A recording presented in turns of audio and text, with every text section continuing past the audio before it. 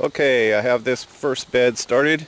It was going to be a hugelkultur bed, but there were tree roots under there from the tree behind me. Hush! From the tree behind me, so I had to stop digging down. So this one's not going to be hugel, but it's going to be all the other stuff. So it's about a foot deep, maybe a little more.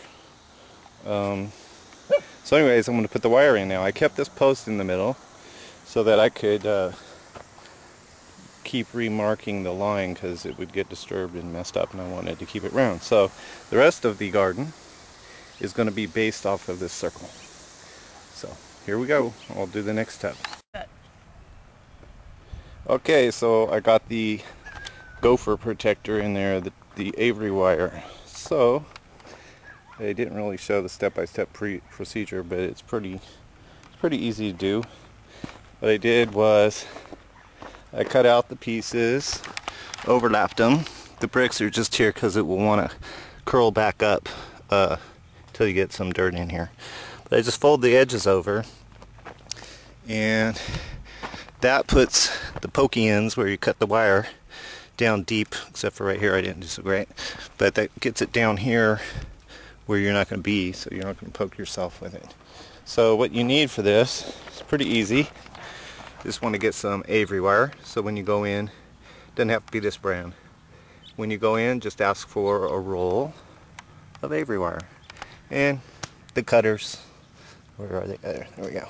The cutters, which these I'm pretty sure those are called tin snips, and they're really good for cutting chicken wire, fencing wire, and this Avery wire, as well as tin sheeting. I believe you can cut with those two. And then maybe some rocks or something to weigh it down, because it will curl up back into the shape of one of those. Alright, so now it's time to put the soil in. Oh, there's purple girl way over there. Okay, so I've showed you the hole. Now I'm going to show you what I'm going to put in the hole. So I'm going to put this is mushroom compost, and it's organic. This here is called top dressing, and it's also organic. And this is like fully composted. That might still be a little bit active, so I'm only going to be putting smaller amounts of that in. And then I'm going to put this here. I opened the bag upside down. Let's see. This is called kelp meal. And this one here is glacial rock dust. Ah, jeez, I'm falling over. Okay, glacial rock dust. And in here, in this sprayer, if you don't have one of these, you could use a watering can. I put water with fish emulsion and Epsom salt in it. Epsom salt puts magnesium in the soil. And the word salt, don't let that fool you. It's not like the same kind of salt that would harm your garden. So anyways, I'm going to mix all those together, and I'm probably going to do a ratio that gradually increases in these ingredients here, because I don't want to put all the nutrients at the bottom, because they're going to end up down there anyway over time. So I'll increase it as I go up in level. So anyways, kind of out of breath from running around. So that's the next step. So it's always good to have help in the garden, and Sprinkles is excellent at helping. She's excellent. She gets the dirt spread out. We got some other ones helping too right over here. See if I can zoom in. Oh, it's hard to see through here. There we go. Yeah, got a couple buzzards or vultures sunning themselves. Can't say that they're a whole lot of help, but it is kind of creepy to have them right there watching us. Uh-oh, we got one of these. We got one of those. A dirt spreader.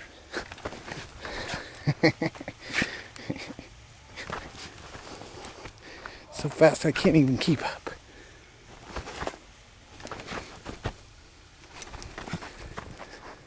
Now my dog's going to smell like cow manure. And kelp. Cow manure, kelp, rock dust. You're not supposed to breathe the dirt, sweetie.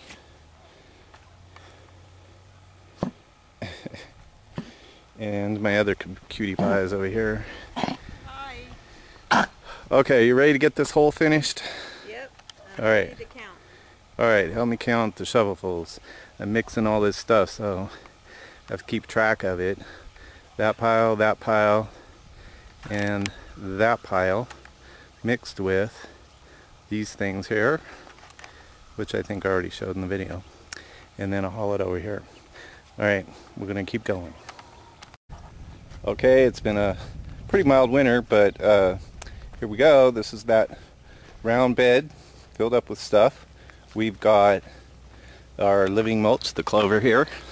So we're never gonna till again. We're just gonna grow the clover and trim it back and just, you know, cut it off and let this, you know, put it right there where it's at and let it compost down in. And it'll help prevent weeds, it'll preserve water. The clover will make, it's a soil nitrogen fixer. I don't know why they say it that way. It puts, you know, nitrogen in there somehow. And it also will provide a habitat for the natural predator pest system that that nature has. So I've already seen there's plenty of little critters living in there that eat the bugs that eat plants. So it's going already, it's working. So yeah, there's no pesticides being used on this, and these are on their way out. The leaves are getting a little funny, but we've got a few of them that have been munched on like that. No big deal. I don't mind sharing. Well, I do mind sharing a little bit. If you look at what our spring starting plants that we have, that we'll be planting in the rest of this garden, if we can get it converted over like to this, that would be nice. But this is what the soil is like, the soil that was here when we moved here. It's not that great, but you know, it's good for some plants. So I have all these little things here. This is how I keep the birds from coming in and taking my little plants and munching on them and killing them, and they do it too. When I never lived anywhere where there's more birds than there are here. And it's awesome. I love the birds, but I had to come up with these little guys. You probably can't see the netting that's over there, over that. But plastic can also be put on there and make a greenhouse. Right now I just have been draping that big piece of plastic over them. But usually I cover these with plastic. It's really easy. I'll make a video about that sometime, how I did that. And you know, I'll show the one with plastic.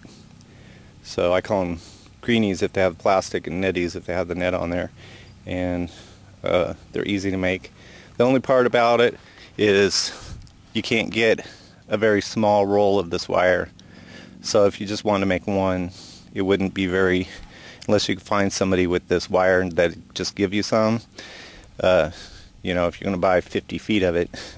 But this I made my fence out of, so out there around the border of the property, well, not the border of the property, but the border of my backyard, because it goes down, that's where this is leftover wire that I made it out of. So, and I made some for people in the area that love them, and so you can enjoy the birds and enjoy having your garden plants at the same time. Once they get big enough, they won't it won't be a problem. Alright, so anyways, I'll be continuing to make videos on our progress and share with you what we're doing, and hopefully, you know, I mean, stuff's growing. Hopefully there'll be something there that will be of interest to people. And so right now Pepper Girl's in the house writing her books, so she's not going to be in the end part of this video, I don't think. She might come out here soon. I think she's coming out to get her salad, which, by the way, where's that carrot I picked? Oh, I took it in the house. Okay, so anyway, thank you for watching, and I'll see you in the next video, and maybe soon this whole thing will look like this.